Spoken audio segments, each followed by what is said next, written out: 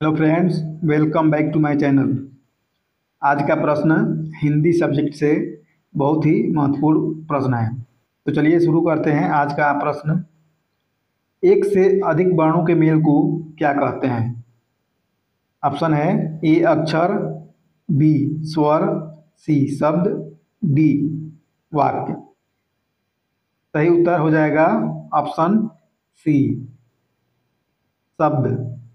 एक से अधिक वर्णों के मेल को शब्द कहते हैं। अगला प्रश्न है, दो व्यंजन जब एक साथ मिलते हैं तो क्या कहलाते हैं? ऑप्शन है ए अंतस्थ, बी अल्पप्राण, सी महाप्राण, डी संयुक्त व्यंजन। सही उत्तर हो जाएगा ऑप्शन डी संयुक्त व्यंजन। अगला प्रश्न, जिनका उच्चारण स्वतंत्रता से होता है और जो व्यंजन के उच्चारण में सहायक होते हैं उसे क्या कहते हैं?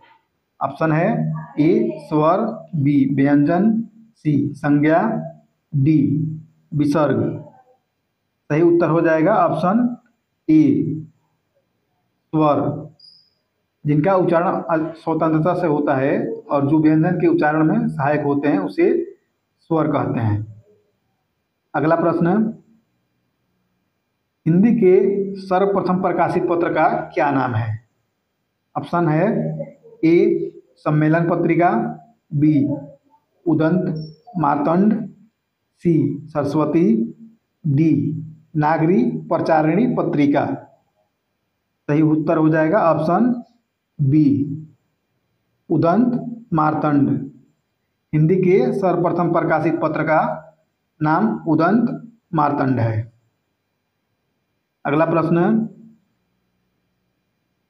ल और स का उच्चारण किस स्थान से होता है?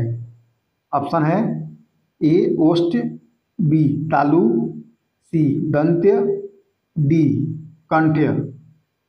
सही उत्तर हो जाएगा ऑप्शन सी दंत। ल और स का उच्चारण दंत से होता है। अगला प्रश्न है, इनमें कौन सी देवनागरी की वर्ण ध्वनि नहीं है? ऑप्शन है ए कंठ्य ध्वनि, बी दंतोट्य, सी ग्रीवा ध्वनि, डी मूर्धा ध्वनि। सही उत्तर हो जाएगा ऑप्शन सी ग्रीवा ध्वनि। अगला प्रश्न, हिंदी वर्णमाला में स्पर्श व्यंजनों की संख्या कितनी है? ऑप्शन है ए 30, बी 20, सी 25, डी 35। सही उत्तर हो जाएगा ऑप्शन सी 25। हिंदी वर्णमाला में स्पर्श व्यंजनों की संख्या 25 है। अगला प्रश्न है,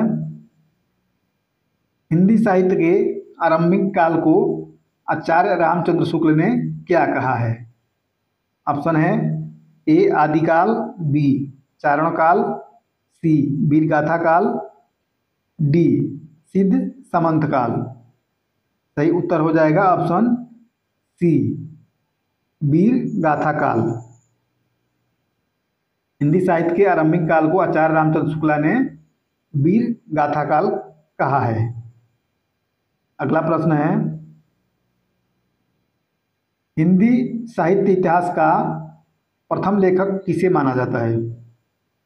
ऑप्शन है ए हजारी प्रसाद द्विवेदी, बी श्याम सुंदर दास, सी आचार्य Ramchandra Shukla, D गारसा the Tasi.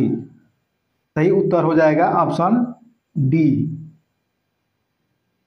गारसा the तासी। हिंदी साहित्य इतिहास का प्रथम लेखक गारसा द तासी को माना जाता है। अगला प्रश्न है, पेट की अग्नि के लिए शुद्ध शब्द क्या है? ऑप्शन है ए दवाग्नि, बी बड़वाग्नि, सी जठराग्नि, डी मंदाग्नि। सही उत्तर हो जाएगा ऑप्शन सी जठराग्नि। पेट की अग्नि के लिए शुद्ध शब्द जठराग्नि है। अगला प्रश्न, इनमें से कौन सा शब्द अग्नि का विलोम है?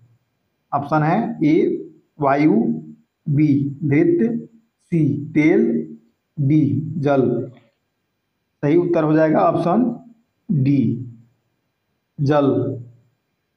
अग्नि का विलोम शब्द जल होगा। अगला प्रश्न है प्रेमचंद के अधूरे उपन्यास का क्या नाम है? ऑप्शन है ए रंगभूमि, बी गमन, सी सेवा सदन, डी मंगलसूत्र। सही उत्तर हो जाएगा ऑप्शन डी मंगलसूत्र। प्रेमचंद्र के अधूरे उपन्यास मंगलसूत्र है, जिसको पूरा किया उनके पुत्र अमृत राय ने। अगला प्रश्न है निम्न में से घुमक्कड़ शास्त्र के लेखक कौन है? ऑप्शन है ए निर्मल वर्मा, बी राहुल संकीर्त्यायन, सी रामवृक्ष बेनीपुरी, डी सुमित्रा नंदन पंत। सही उत्तर हो जाएगा ऑप्शन बी राहुल संकीर्त्यायन। अगला प्रश्न है हिंदी में मुक्त छंद के प्रवर्तक कवि कौन है? ऑप्शन है ए अज्ञेय, बी सूर्यकांत त्रिपाठी निराला, सी माखनलाल चतुर्वेदी, डी देवकीनंदन प्रसाद। सही उत्तर हो जाएगा ऑप्शन बी सूर्यकांत त्रिपाठी निराला। हिंदी में मुक्त छंद के प्रवर्तक कवि सूर्यकांत त्रिपाठी निराला है। अगला प्रश्न है रामधारी सिंह दिनकर को भारतीय ज्ञानपीठ पुरस्कार किसके लिए मिला था? ऑप्शन है ए रश्मिरथी, बी परशुराम की प्रतीक्षा, सी कुरुक्षेत्र, डी उर्वशी। सही उत्तर हो जाएगा ऑप्शन डी उर्वशी। रामधारी सिंह दिनकर को भारतीय ज्ञानपीठ पुरस्कार उर्वशी के लिए 1972 ईस्वी में मिला था।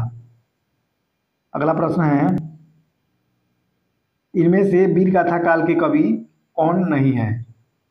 ऑप्शन है ए चंद्रबरदाई, बी नामदेव, सी जगनिक, डी मधुकर।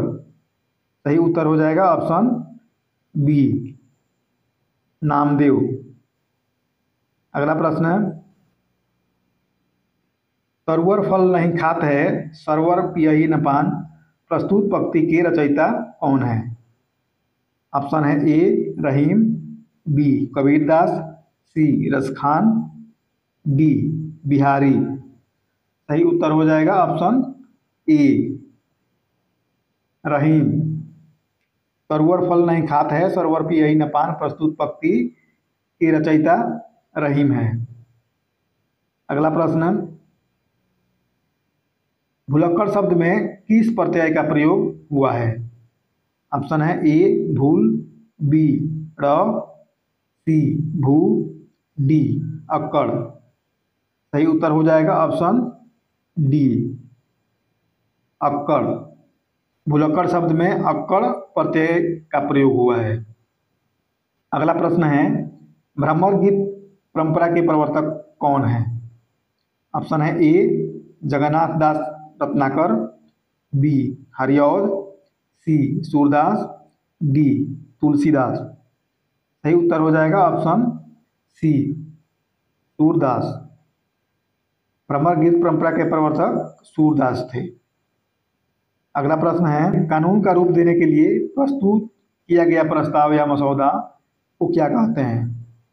ऑप्शन है ए प्रारूप, बी मसौदा, सी प्रश्नोत्तर, डी विधेयक। सही उत्तर हो जाएगा ऑप्शन डी विधेयक। कानून का रूप देने के लिए प्रस्तुत किया गया प्रस्ताव या मसौदा को विधेयक यानी कि बिल कहते हैं।